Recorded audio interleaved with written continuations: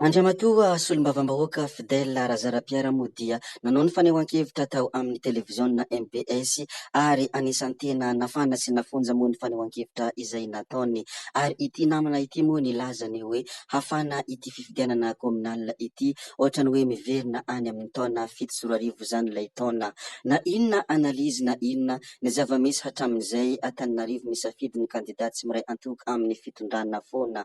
Diso Castina hoy ny sasany ny tima tamin'ilay fifidianana farany, ny hafa indray milaza fa halabaty no nahalany ny Mairanaina Andriantsitohaina ny taona 2024 dia amin'ny 1 Desambra miaony. Ho lazaintsika moa ny mikasika an'izay sy ny hafa izay taloha dia azadiny foana ny miaboneny sainantsika, azadino ihany koa ny manao j'aime ny video, noho ny farany dia aza adinoana ny mametraka ny commentaire.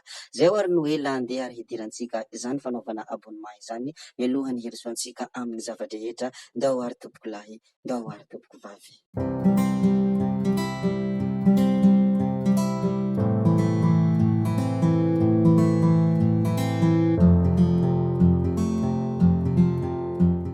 Ampahafantarina ianareo rehetra mpanaraka an'ity chaîne ity moa ny 28 Aogositra 2024 nanohizan'ny filohan'ny Repoblika ny diany tao Zimbabwe ny fitsidihana ny ivontoerana fanodinana fako tao amin'ny Zeopomana West Management sy ny agromachinery izay misehatra amin'ny famatsiana ireo fitaovana goavana ampiasaina amin'ny sehatry ny fambolena.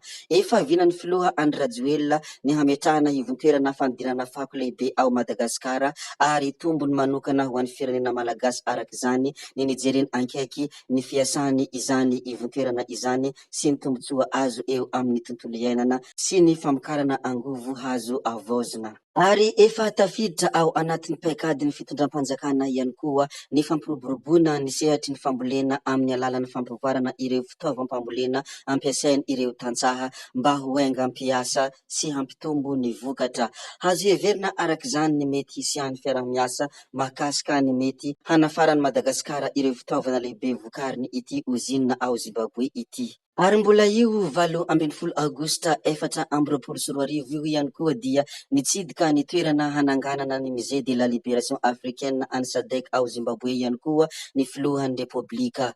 Ho tehirizina ao anatin'ity tranom-bakoka ity ireo harena ara-kolotsain'ny firenena mpikambana eo anivon'ny SADC ary hapetraka holova ho an'ny taranaka faramandimby izany sy hampatsiahivana azy ireo ny soatoavin'ny firenena Afrikana ny rahina, ny ombina sy ny fanometanana ho an'ny tolom-panafahana. Natsangana ihany koa izany fotodrafitrasa izany hampitsiahivana ireo firenena mpikambana fa mbola mitohy ny tolona ho an'ny fampandrosoana. Ny filoham-pirenenan'i Madagasikara raha teo dia nanao hafatra izay feno hafaliana tao anatin'ny pejiny hoe tontosa soa aman-tsara ny fihaonana an-tampony ny tanterahana teto Zimbabwe. Tapaka fa i Madagasikara no handray fitantanana ny vondron'ny SADC mandritra ny fimpitoam-piasana 2024 sy 2024.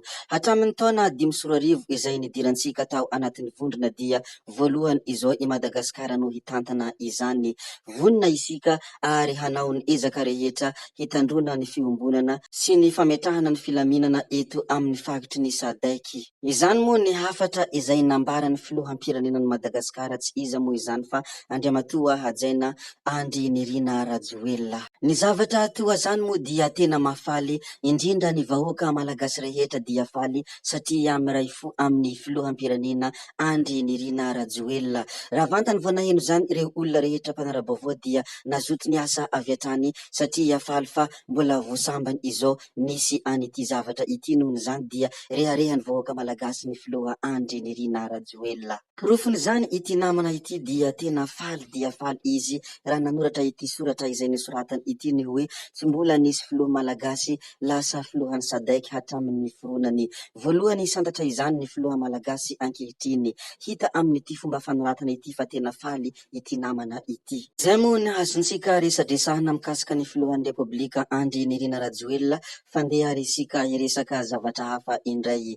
Araka ity zavatra izay navoaka ny radio Mangarahara ity moa dia zareko aminareo ato anatin' ity chaîne ity. Izy ity moa dia any Morafeno be, miongatra ny vakitrano ao an-tampon-tanàna saika ahenoana vakitrano 2 farafahakeliny isan-kalina any an-toerana.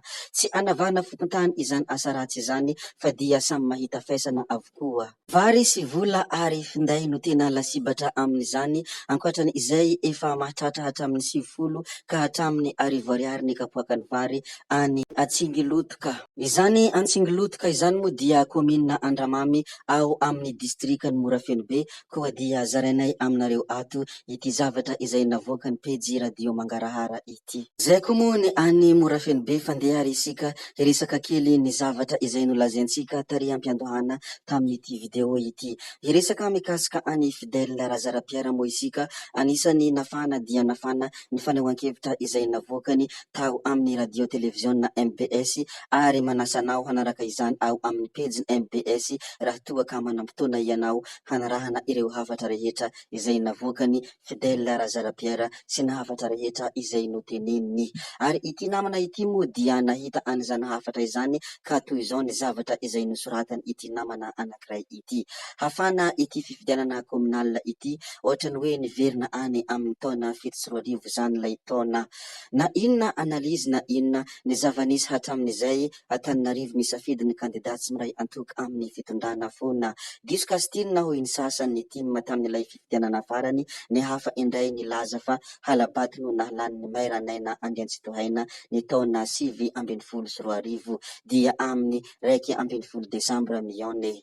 Be dia be araka izany moa ny olona manakihana mafy any Fidèle Razarapiera amin'ny izy manao ny fanehoan-kevitra rehetra ataony ao anatin' io televiziona MBS io, ary ny olona ny sasany milaza ny hoe mbola tsy leo ihany ve ianao mitatatata ao amin'ny MBS hatrizay nefa tsy misy nandaitra ny zavatra izay noteneninao hoy ireo izay maneho ny hevitra.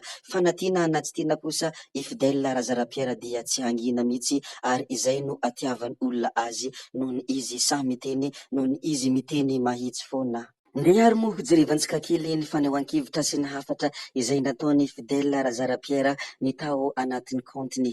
Toy izao moa ny hafatra izay nomeny Fidèle Razarapiera: aleo hazava ny resaka président Ravalomanana Marka ny anay no kandidany ben'ny tanàna eto Antananarivo, noho ny zany ajoroany anareo fa ny anay aza finganina. Anjaran'ny vahoaka no misafidy landade. Izany no hafatra izay nomeny Fidèle Razarapiera. Ny hamaranantsika ity video anankiray ity dia ity zavatra hitantsika amin'ny sary ity efa madiva hifarana ny asa fanamboarana ny ampahandalana iny amin'ny lalam-pirenena mampitoa any Ihosy sy Ivombe faritra Ihorombe. Ity ampahandalana ity izay nampitaraina indrindra ny mpampiasa lalana satria ela tokoa ny faharetany dia. Ankehitriny moa dia efa misy vaovao mahafaly koa dia ampahafantarina ianareo. Zay moa ny namarana ny videontsika ry tompoko vavy sy tompoko lahy, koa dia misaotra anareo rehetra navita ny haino hatramin'ny farany ary mbola entanina foana ianareo mbola hanaraka ny video manaraka.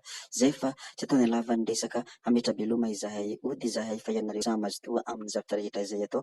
Veloma vetivety fa tsy be veloma mandrakizay amin'ny manaraka indray. Veloma tompoko lahy, veloma tompoko vavy.